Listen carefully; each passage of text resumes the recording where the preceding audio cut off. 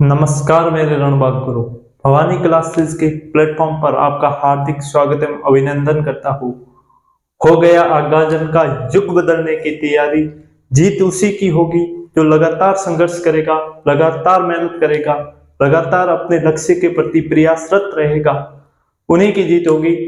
तो आज हम एक नया सब्जेक्ट पशु परिसर भर्ती का सामान्य विज्ञान के नाम से जाना जाता है, उसकी शुरुआत करने जा रहे हैं।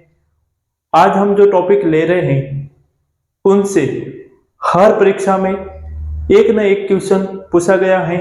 वो टॉपिक है अपना विज्ञान की प्रमुख शाखाएं, जहां से हर परीक्षा में कई बार देखा गया है कि एक न एक क्वेश्चन आया ही आया है।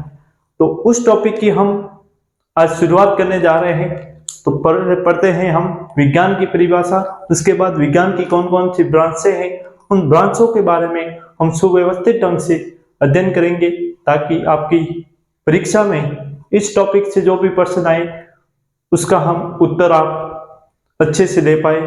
तो शुरुआत करते हैं अपना आज का टॉपिक विज्ञान की प्रमुख शाखाओं का। पहले हम पढ़ेंगे विज्ञान क्या होती है, विज्ञान की परिभाषा, उसके बाद विज्ञान की प्रमुख शाखाओं का हम अध्ययन करेंगे। तो पहले हम देखते हैं विज्ञान क्या होती है।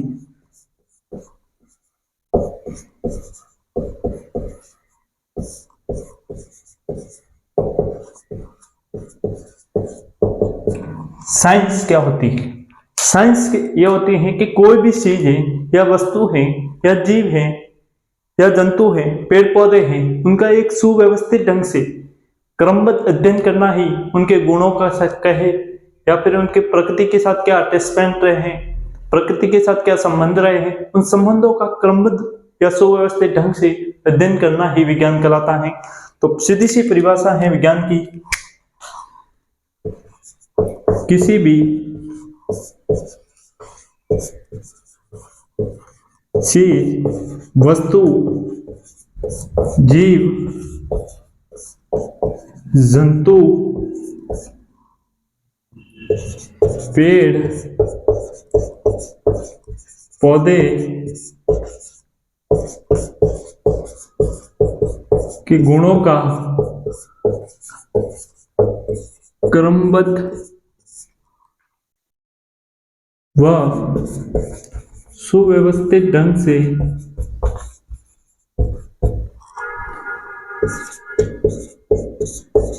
अध्ययन करना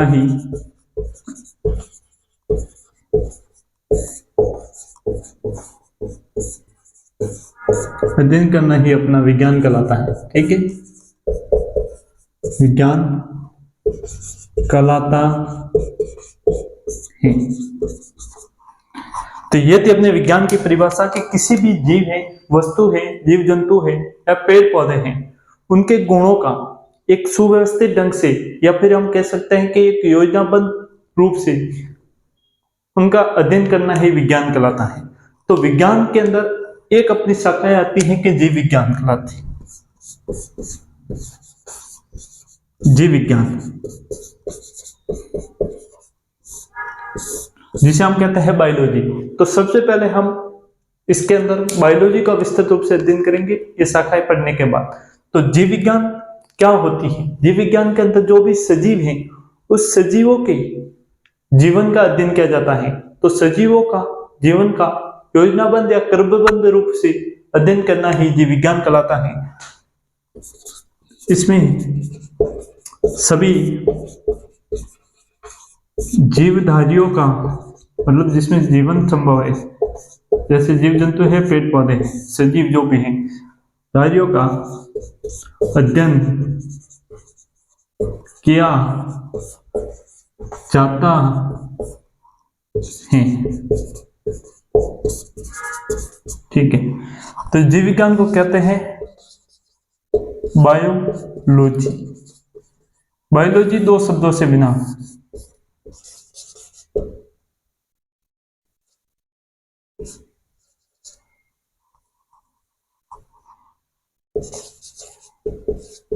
होता है बायोम्स, एक होता है लॉजी। बायोम्स का मतलब तो होता है जीवधारी, लॉजी का मतलब होता है अध्ययन। तो बायोलॉजी शब्द बायोम्स और लॉजी से बना होता है। बायोम्स का मतलब होता है जो भी जीव है, जंतु है, जीवधारी, तो उन जीवधारियों का अध्ययन करना ही अपना क्या कहलाता है, बायोलॉजी कहलाता है। यहाँ तक क्लियर है। फिर बात आती है कि जीव विज्ञान शब्द सबसे पहले किसने दिया।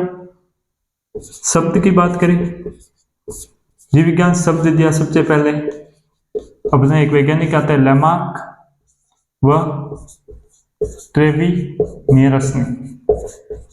यहां तक क्लियर है। लेमार्क व ट्रेविनियरस, जीव विज्ञान शब्द किसने दिया, लेमार्क व ट्रेविनियरस। लिखिए एक बार।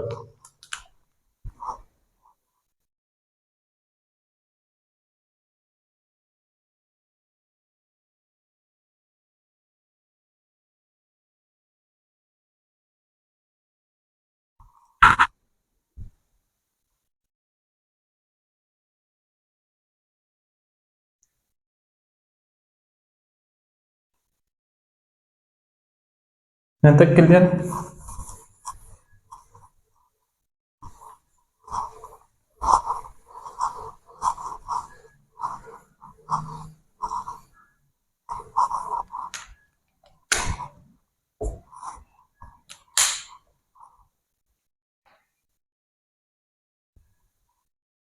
उसके बाद हम बात करते हैं कि जीव विज्ञान के जनक के नाम से कौन जाने जाते हैं, और कोई विषय है उनके जनक के नाम से कौन कौन जाने जाते हैं। तो जनकों की बात करें तो हम बात करते हैं पहला पॉइंट है अपना जीव विज्ञान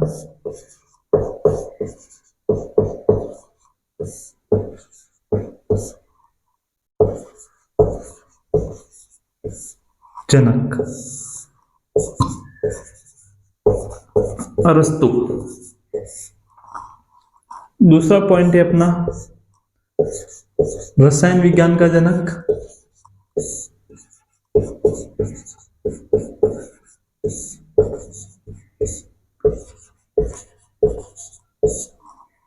एंटोनी लवोजियर। फिर बात आती है कि आधुनिक रसायन विज्ञान का जनक किसके नाम से जाना जाता है। तो आधुनिक रसायन विज्ञान का जनक रॉबर्ट बॉयल नामक एक वैज्ञानिक थे, उसे आधुनिक रसायन विज्ञान के जनक के नाम से जाना जाता है। जबकि रसायन विज्ञान के जनक के नाम से एंटोनी लवोजियर को जाना जाता है। तो अपना पॉइंट है आधुनिक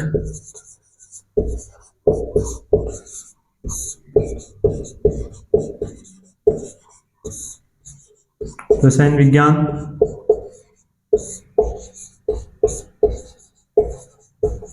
जनक रॉबर्ट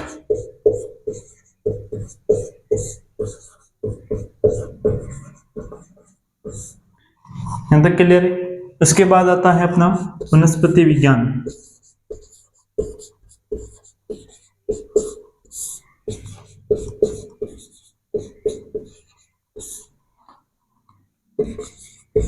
वनस्पति विज्ञान का जनक थियोफेस्टस को माना जाता है।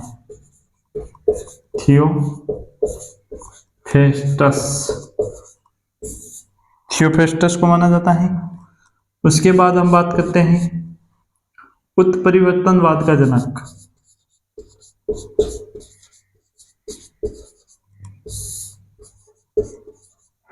उत्परिवर्तनवाद का जनक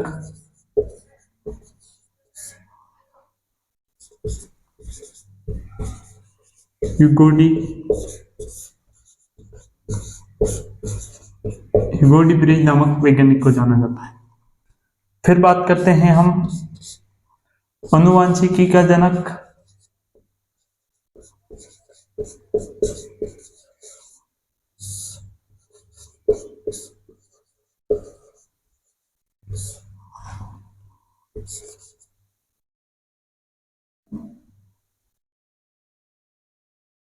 जॉन गेगर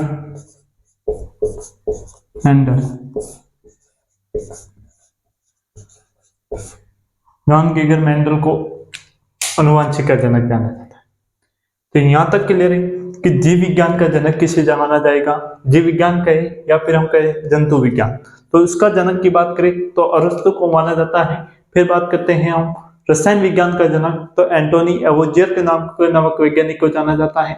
फिर बात करते हैं कि रसायन विज्ञान का जनक, तो एंटोनी एवोजियर को जाना जाता है। जबकि वेरी इंपॉर्टेंट है, आधुनिक रसायन विज्ञान का जनक किसे माना जाएगा, तो वो है अपने रॉबर्ट बॉयल। फिर बात करते हैं वनस्पति विज्ञान का जनक थियोफेस्टस को माना जाता है। अनुवांशिक का जनक जॉन गेगर मेंडल को माना जाता है। और उत्परिवर्तनवाद का जनक ह्यूगो डी ब्रिज नामक वैज्ञानिक को जाना जाता है। देखिए वेरी इंपॉर्टेंट है, परीक्षा में पूछा जा सकता है।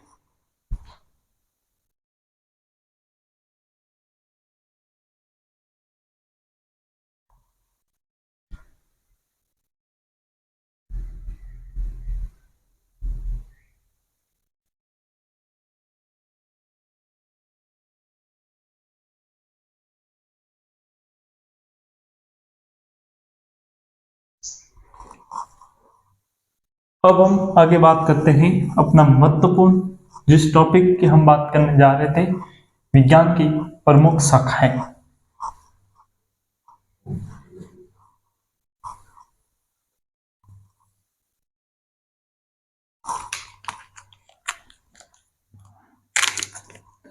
पहली शाखा हम बात करते हैं पिसिकल्चर।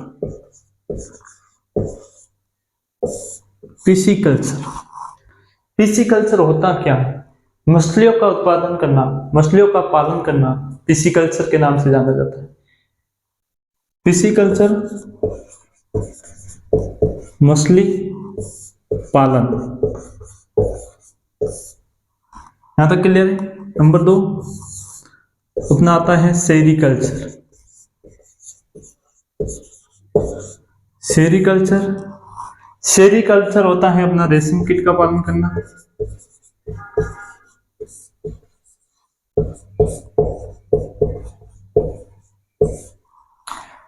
मछली का पालना पिसिकल्चर कहलाता है, जबकि रेशम कीटों का पालन करना सेरिकल्चर के नाम से जाना जाता है।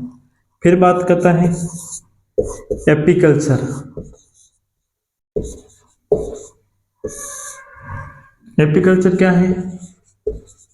मधुमक्खी पालन।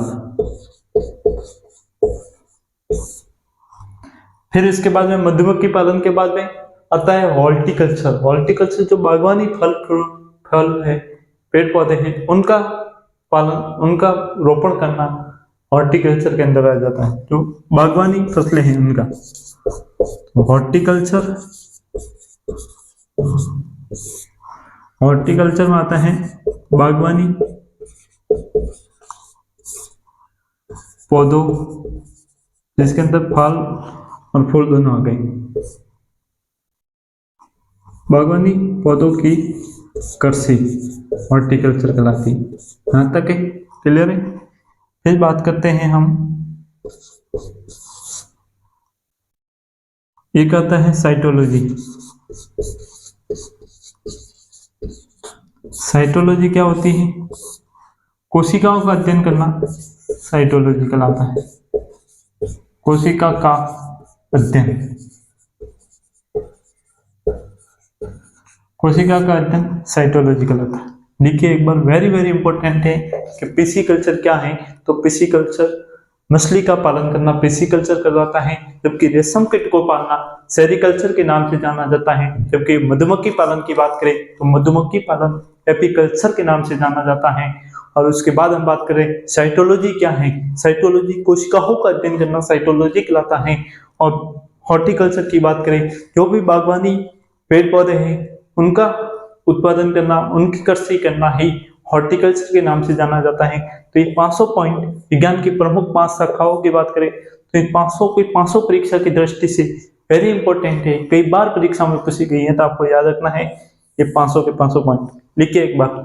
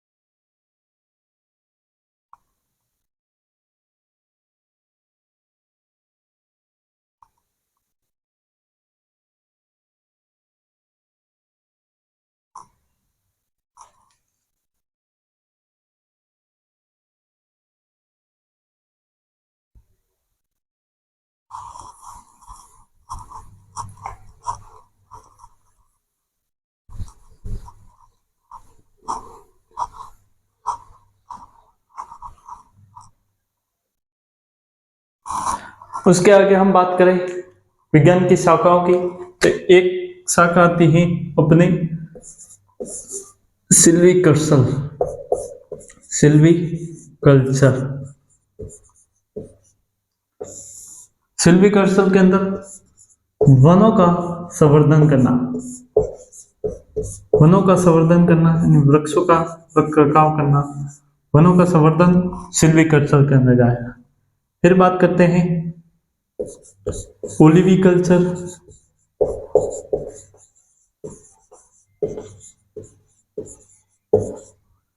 ओलिविकल्चर के अंदर जैतून की खेती करना ओलिविकल्चर का भाग है। तो जैतून की खेती करना, जैतून की खेती। फिर बात आता है 8 नंबर पॉइंट की, तो ये है फ्लोरिकल्चर। फ्लोरिकल्चर, फ्लावर का मतलब होता है फूल, तो फ्लोरिकल्चर जो हो गया फूलों की खेती करना, फूलों की खेती।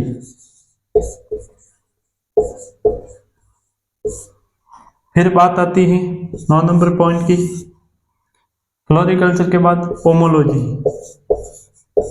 पोमोलॉजी, पोमोलॉजी के अंदर फलों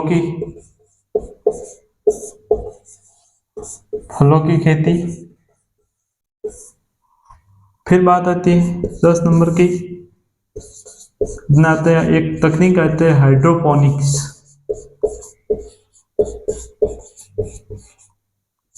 हाइड्रोपोनिक्स तकनीक होती है। हाइड्रोपोनिक्स तकनीक के अंदर क्या होता है कि हम बिना मिट्टी के पेड़ पौधों का विकास करते हैं, पेड़ पौधों को उगाते हैं। तो जल के अंदर पेड़ पौधों को उगाना हाइड्रोपोनिक्स कहलाता है।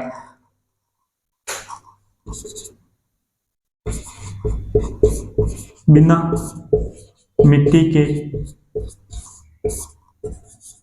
जल के अंदर पौधों को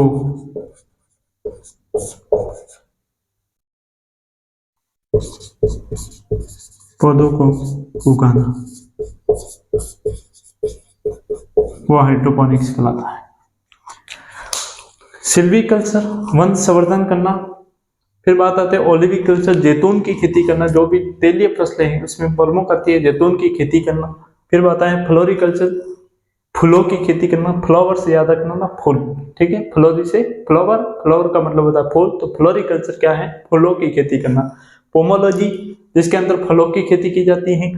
फिर आती है हाइड्रोपोनिक्स, क्या है, कई बार परीक्षा में पूछा जाएगा हाइड्रोपोनिक्स तकनीकी क्या है, तो बिना मिट्टी के जल के अंदर पौधों का रोपण करना, पौधों को उगाना हाइड्रोपोनिक्स के नाम से जाना जाता है। यहाँ तक क्लियर है? वेरी इंपॉर्टेंट है, लिखिए एक बार।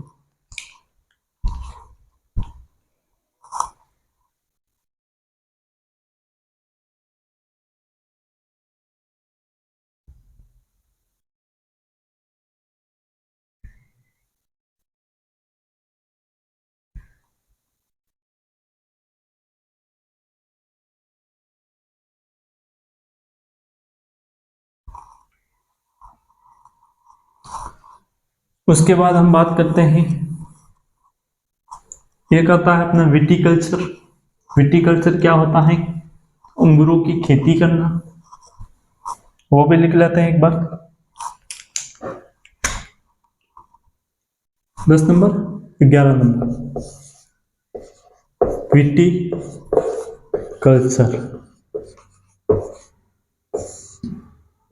विटिकल्चर क्या होता है, अंगूरों की खेती करना। अंगूरों की खेती करना विटिकल्चर कहलाता है। यह भी वेरी इंपॉर्टेंट है, इसको भी परीक्षा में कई बार पूछा गया है। तो विटिकल्चर क्या है, तो अंगूरों की खेती करना ही विटिकल्चर है। उसके बाद हम बात करते हैं हिस्टोलॉजी। हिस्टोलॉजी क्या है, जो भी ऊतक होते हैं, जो शरीर की कोशिकाओं, बहुत सारी कोशिकाएं मिलाकर एक टिश्यू का निर्माण करती हैं, तो उस ऊतकों का अध्ययन करना। ऊतक जिसे हम कहें टिश्यू, टिश्यू का अध्ययन।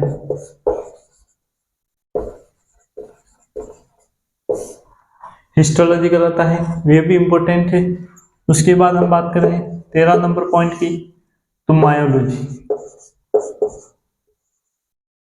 मायोलॉजी जिसमें मसल्स का अध्ययन किया जाता है, मसल्स का अध्ययन करना, यानी कह सकते हैं क्या मांसपेशियों का अध्ययन क्या कहलाता है, तो मायोलॉजी कहलाता है। मांसपेशियों का अध्ययन मायोलॉजी। ऊतकों का अध्ययन की बात करें तो हिस्टोलॉजी, और कोशिका का अध्ययन की बात करें तो हमने पहला पढ़ा है साइटोलॉजी। यहां तक क्लियर है। उसके बाद हम बात करें न्यूरोलॉजी।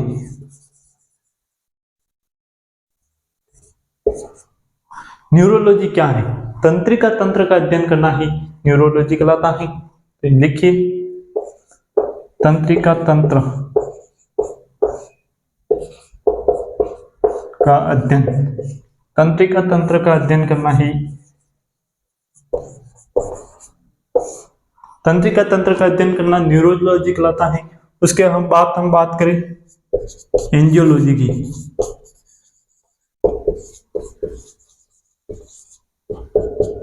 एंजियोलॉजी क्या होता है?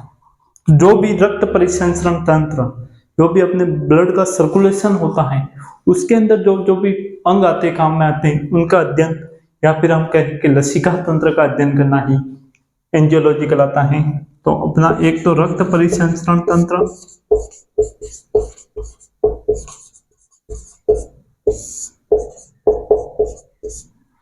या लसिका तंत्र।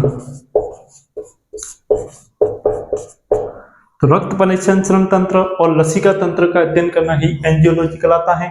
उसके बाद हम बात करते हैं 16 नंबर पॉइंट का, यूरोलॉजी। यूरोलॉजी क्या है? तो यूरोलॉजी जो भी अपना उत्सर्जन तंत्र है, या हम कहें कि मूत्रवाहक तंत्र है, उस मूत्रवाहक तंत्र और उत्सर्जन तंत्र का अध्ययन करना ही यूरोलॉजी कहलाता है।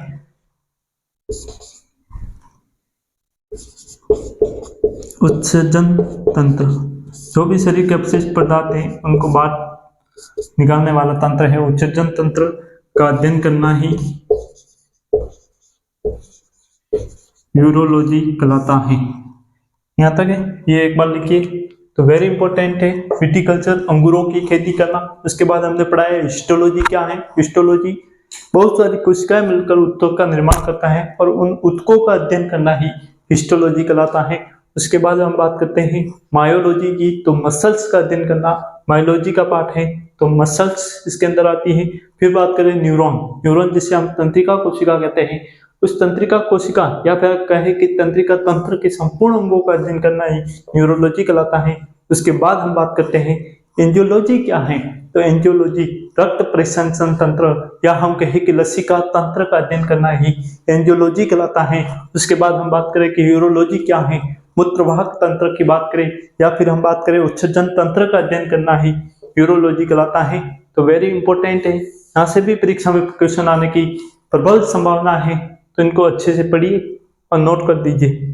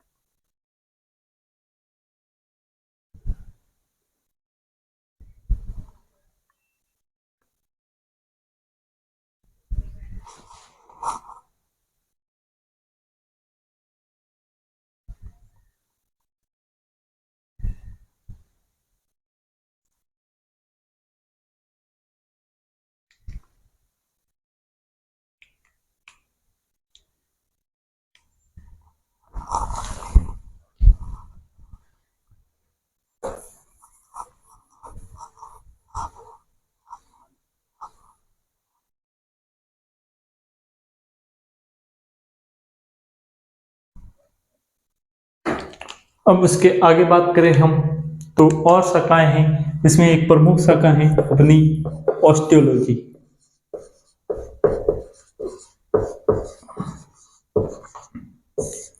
ऑस्टियोलॉजी क्या होती है?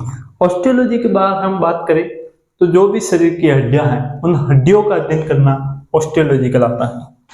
हड्डियों की बात करें तो हम लिख सकते हैं स्टडी ऑफ बोन्स, मतलब हड्डियों का अध्ययन करना क्या कहलाता है? तो ऑस्टियोलॉजी कहलाता है। उसके बाद हम बात करते हैं आर्थोलॉजी। आर्थ्रोलॉजी या हम कह सकते हैं सिंडेस्मोलॉजी।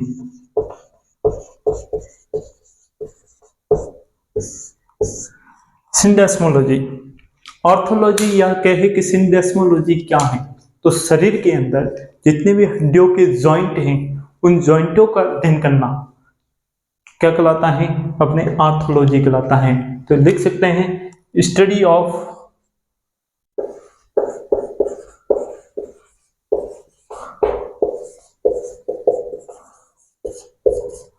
जो भी जॉइंट है, जिसे हम हिंदी में कहें तो जो भी संधियां है, दो बॉन्ड जहां से जुड़ती हैं वो एक जॉइंट का निर्माण करती हैं, तो उस जॉइंटों का अध्ययन करना क्या कहलाता है? ऑर्थोलॉजी कहलाता है। यहां तक क्लियर है? अब हम आगे बात करें तो आगे अपनी परिभाषा है डेस्मोलॉजी। डेस्मोलॉजी, डेस्मोलॉजी, डेस्मोलॉजी क्या होता है कि मान लो कि ये अपना जॉइंट है, इस जॉइंट को और इस जॉइंट को, दो हड्डियां है, उसको बंधे रखने के लिए जो भी लिगामेंट काम में आते हैं, जो भी प्रत्यास्थ तंतु होते हैं, उस लिगामेंटों का अध्ययन करना ही क्या कहलाता है? तो डेस्मोलॉजी कहलाता है। तो वो लिगामेंटों का अध्ययन स्टडी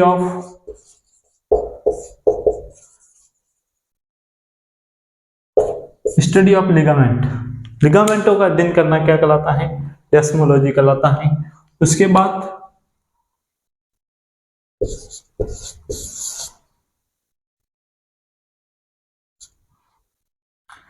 बाद हम बात करें होरोलॉजी।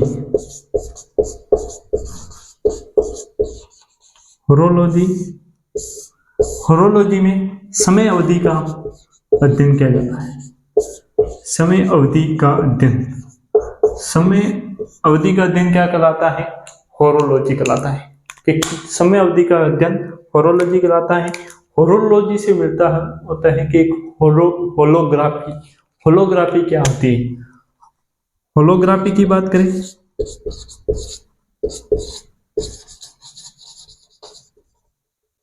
होलोग्राफी, होलोग्राफी के अंदर जो भी 3D चित्र होते हैं, इन 3D चित्रों का अध्ययन करना होलोग्राफी कहलाता है। 3D चित्रों का अध्ययन होलोग्राफी कहलाता है। 3D चित्रों का अध्ययन होलोग्राफी के नाम से जाना जाता है। तो वेरी इंपॉर्टेंट है ऑस्टियोलॉजी, हड्डियों का अध्ययन। फिर ऑर्थोलॉजी की बात करें तो जॉइंट का अध्ययन, और डेस्मोलॉजी जो भी जॉइंटों को जोड़ने के लिए काम में आने वाले लिगामेंटों का अध्ययन। फिर बात करें होरोलॉजी क्या है, तो होरोलॉजी हमें समय अवधि का ज्ञान करवाता है। और होलोग्राफी क्या है? जो भी 3D चित्र हैं उन 3D चित्रों का अध्ययन करना ही, 3D चित्रों की कैसे बनाए जाते हैं उनके बारे में पूरी जानकारी ज्ञात करने के लिए हम होलोग्राफी का अध्ययन करते हैं। तो ये लिखिए, वेरी इंपॉर्टेंट है।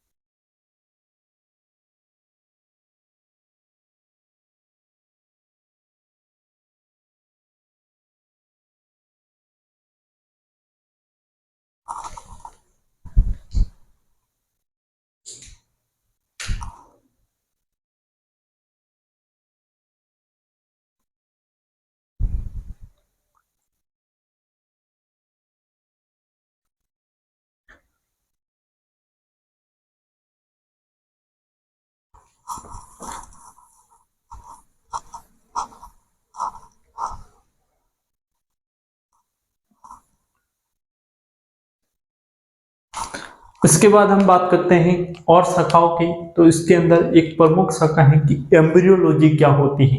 एम्ब्रियो का मतलब होता है भ्रूण। जो मादा के पेट के अंदर बच्चे का जो भ्रूण होता है, उन भ्रूणों का अध्ययन करना, उसके बारे में पूरी जानकारी ज्ञात करना एम्ब्रियोलॉजी कहलाता है। तो बात करते हैं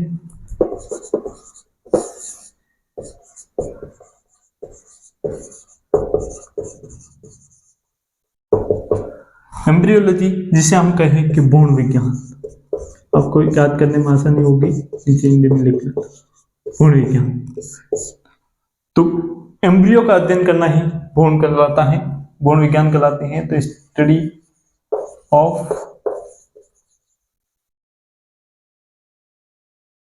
एम्ब्रियो, स्टडी ऑफ एम्ब्रियो की बात करें तो भ्रूण विज्ञान कहलाती है। उसके बाद हम बात करें हिपेटोलॉजी।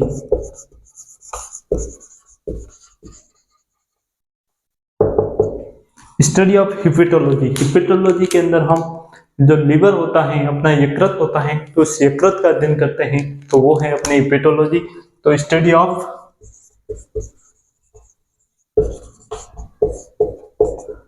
Liver, study of liver, liver का अध्ययन हिपेटोलॉजी के नाम से जाना जाता है। उसके बाद हम बात करें हिमेटोलॉजी। एक होता है हिपेटोलॉजी, एक होता है हिमेटो। हिमेटोलॉजी के अंदर हम ब्लड का अध्ययन किया जाता है, ब्लड का अध्ययन हिमेटोलॉजी के अंदर किया जाता है। तो हिमेटोलॉजी के अंदर स्टडी ऑफ ब्लड। एक आती है अपने एस्ट्रोलॉजी। एस्ट्रोलॉजी के अंदर हम ज्योतिष शास्त्र या जो भी नक्षत्र होते हैं उन नक्षत्रों का अध्ययन किया जाता है, वो होती है अपनी एस्ट्रोलॉजी।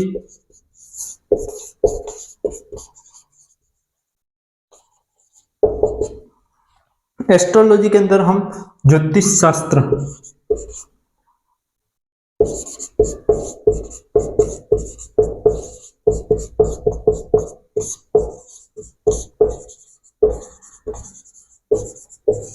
ज्योतिष शास्त्र का अध्ययन करना क्या कहलाते हैं, तो एस्ट्रोलॉजी कहलाता है। यहाँ तक क्लियर है। उसके बाद एस्ट्रोलॉजी से मिलता जुलता सब्जेक्ट है एस्थीसियोलॉजी।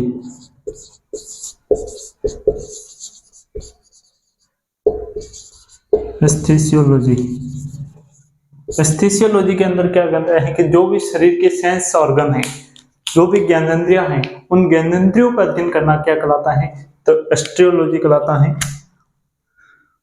तो लिखिए स्टडी ऑफ सेंस ऑर्गन, या हम कह सकते हैं कि ज्ञानेंद्रियों का अध्ययन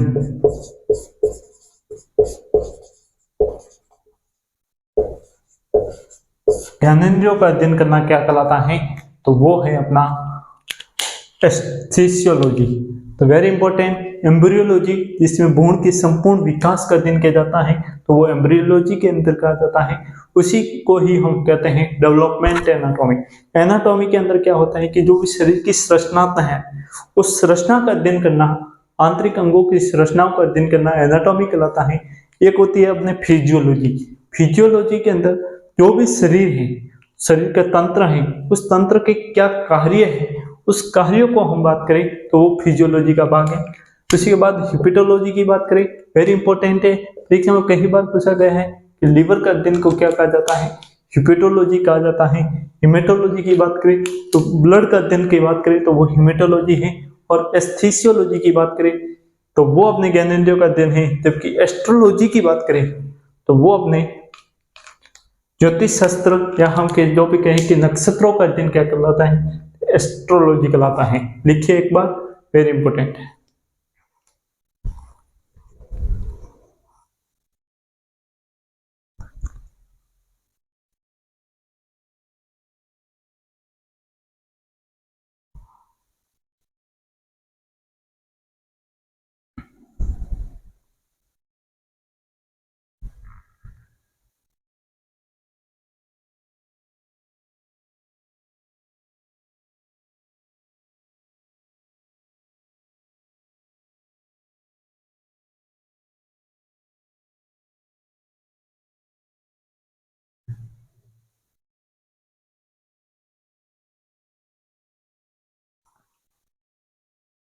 यहाँ तक क्लियर है। उसके बाद हम बात करते हैं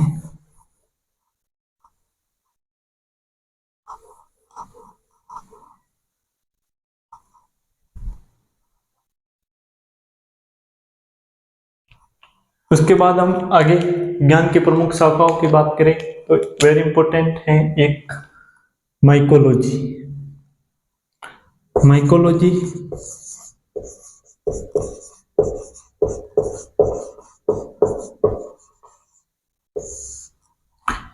माइकोलॉजी क्या होता है? जो भी कवक होती है उन कवकों का अध्ययन माइकोलॉजी कहलाता है। कवकों का अध्ययन, कवकों का अध्ययन क्या कहलाता है? माइकोलॉजी कहलाता है। ये भी कई बार परीक्षा में पूछा गया है। उसके बाद हम बात करते हैं कि फाइकोलॉजी क्या है।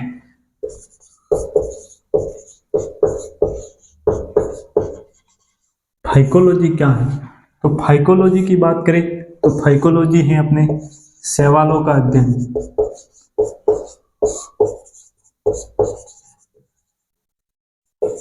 शैवालों का अध्ययन, ठीक है। इसके बाद हम बात करते हैं एक अपनी टेक्निक है कि क्रायोजेनिक। क्रायोजेनिक वेरी इंपॉर्टेंट है।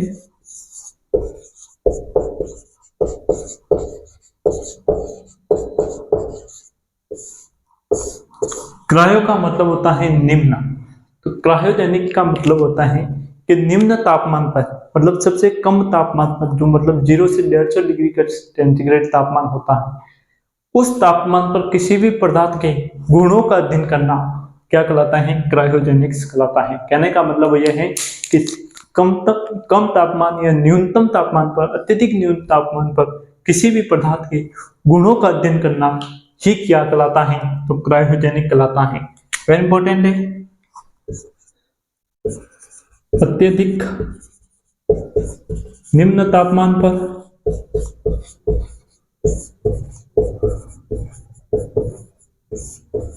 किसी भी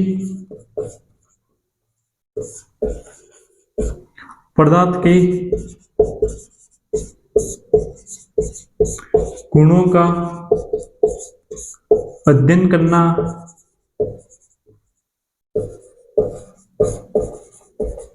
क्या कहलाएगा? क्रायोजेनिक कहलाएगा। अत्यधिक न्यूनतम तापमान पर किसी भी पदार्थ के गुणों का अध्ययन करना क्रायोजेनिक कहलाता है। उसके बाद शाखा आती है इंपॉर्टेंट, डर्मेटोलॉजी।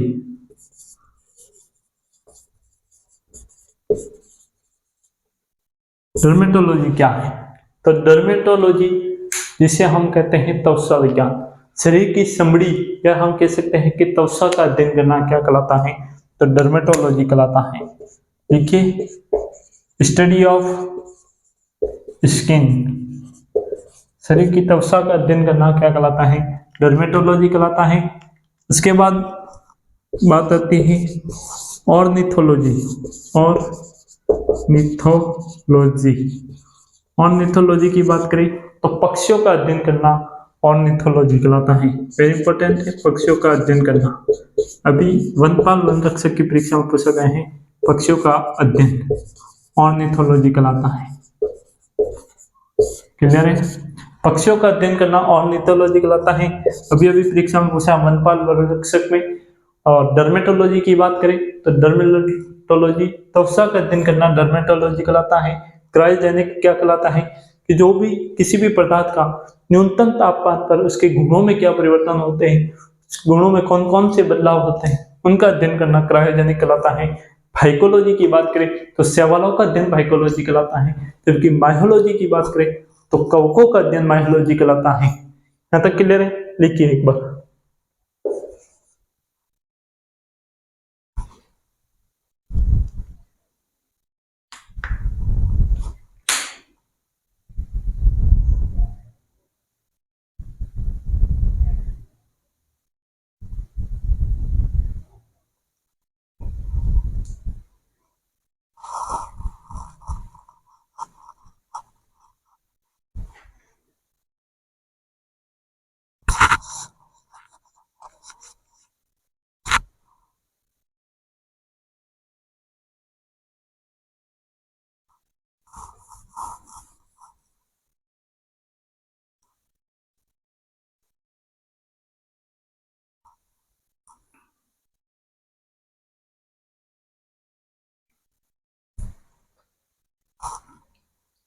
अब हम आगे बात करते हैं और शाखा रही है, एक शाखा रही है अपने पेडोलॉजी।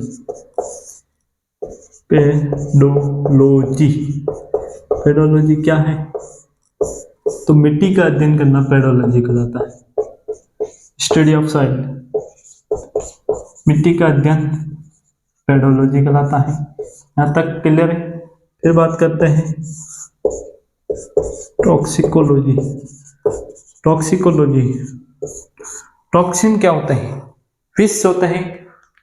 उस विषों का अध्ययन करना, जो भी विष या कह सकते हैं हम जहर,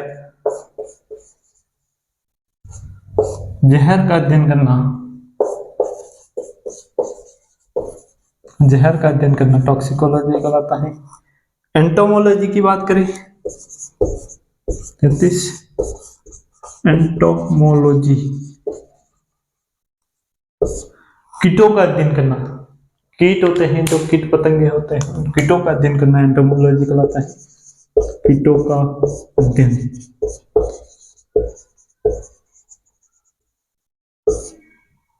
एक आती है अपने हेलियोथेरेपी।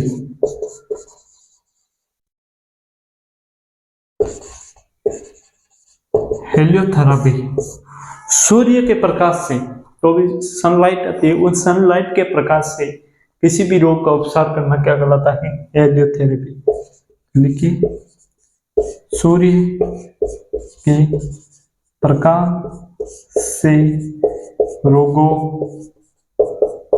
का उपचार, सूर्य के प्रकाश से रोगों का उपचार करना क्या कहलाता है? हेलियोथेरेपी। यहाँ तक क्लियर है? उसके बाद हम बात करते हैं 35 नंबर पॉइंट की, वीरोलॉजी क्या है? Virology, study of virus.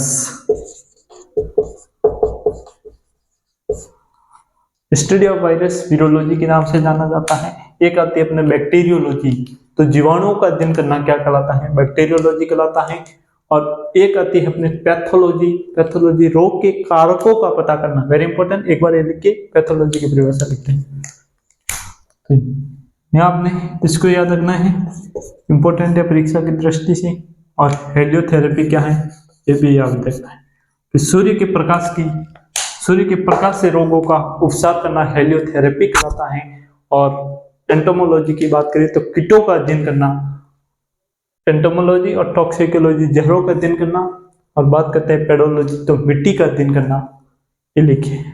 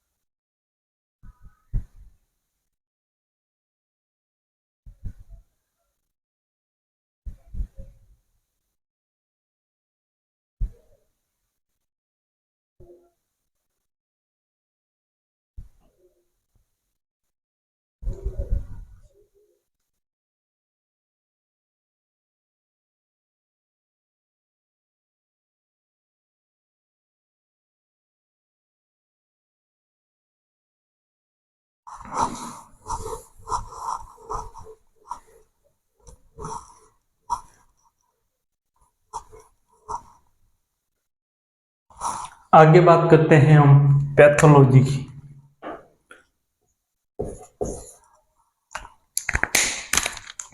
Pathology,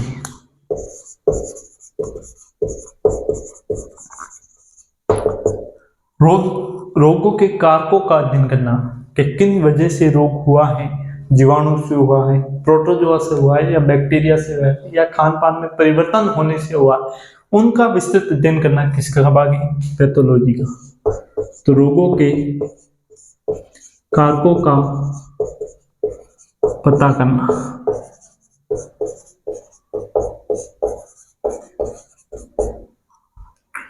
उसके बाद हम 37 नंबर पॉइंट की बात करें तो एक होता है कॉस्मोलॉजी।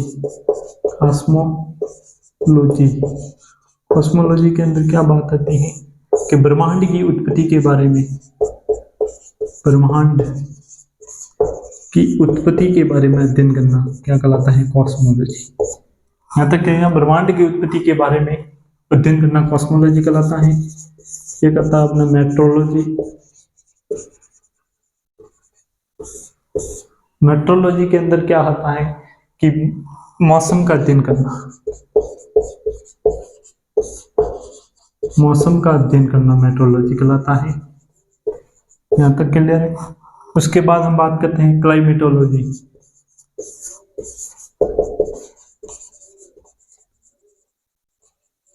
जलवायु का अध्ययन करना,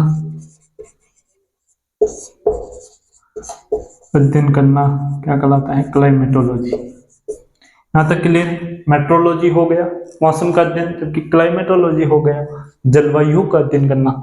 उसके बाद हम बात करते हैं सिस्मोलॉजी। सिस्मोलॉजी के अंदर भूकंप का अध्ययन किया जाता है, तो भूकंप का अध्ययन करना।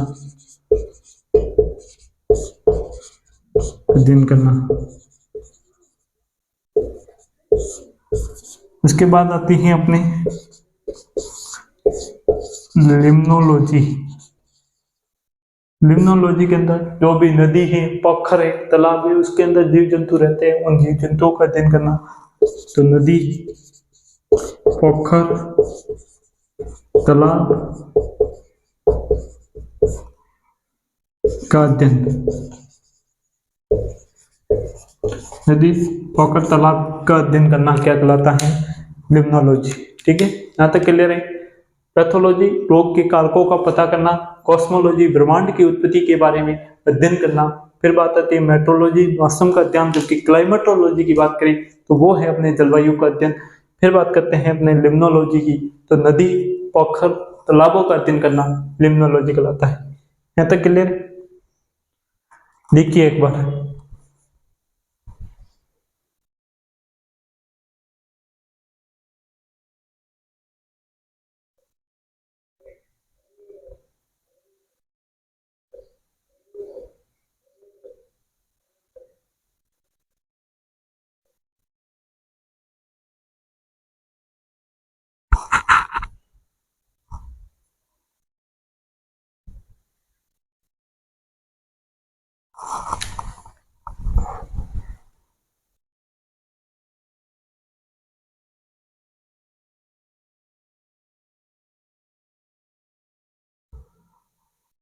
इसके बाद हम बात करते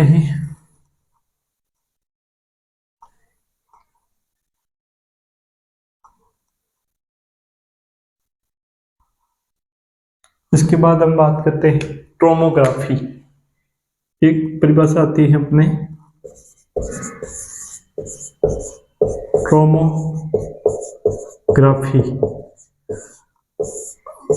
ट्रोमोग्राफी क्या होती है कि जो भी समस्थानिक है, समस्थानिक की विकिरण डालकर किसी भी रोग का उपचार करते हैं, उसे हम ट्रोमोग्राफी के नाम से जाने जाते हैं।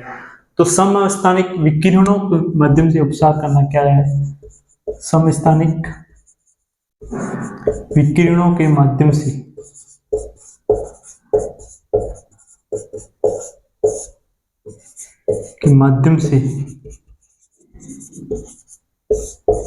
उपचार करना। जो भी समस्थानिक है उसके विकिरणों के माध्यम से, समस्थानिक की विकिरण, किसी भी लेजर ऑपरेशन करते हैं तो उसमें समस्थानिक की विकिरण डालकर किसी भी रोग का उपचार करना ट्रोमोग्राफी कहलाता है। एक वेरी इंपॉर्टेंट परिभाषा है ऑन्कोलॉजी। क्या है ऑन्कोलॉजी? ऑन्कोलॉजी कैंसर का अध्ययन करना। कैंसर का अध्ययन कहलाता है। परीक्षा में पूछा जा सकता है कैंसर का अध्ययन क्या कहलाता है? तो कैंसर का अध्ययन ऑन्कोलॉजी के नाम से जाना जाता है, जबकि ट्रोमोग्राफी क्या है? समस्थानिक विकिरणों के माध्यम से उपचार करना ट्रोमोग्राफी कहलाता है। तो ये था अपना बहुत ही महत्वपूर्ण टॉपिक, विज्ञान के प्रमुख शाखाएं, जहाँ हर बार परीक्षा में एक न एक क्वेश्चन पूछा जा चुका है। भगवान से यही आशा करते हैं कि पशु परिषद भर्ती के अंदर भी ये टॉपिक बहुत ही लाभदायक सिद्ध होगा। दैनिक विज्ञान का बहुत ही महत्वपूर्ण टॉपिक है। तो ये थे अपनी क्लास विज्ञान की प्रमुख शाखाओं की। तो यदि क्लास अच्छी लगी हो तो भवानी क्लासेस प्लेटफॉर्म को सब्सक्राइब कीजिए, लाइक कीजिए, शेयर कीजिए और अधिक से अधिक लोगों तक पहुंचाइए ताकि सबको एक साथ अपना ज्ञान मिल सके। धन्यवाद।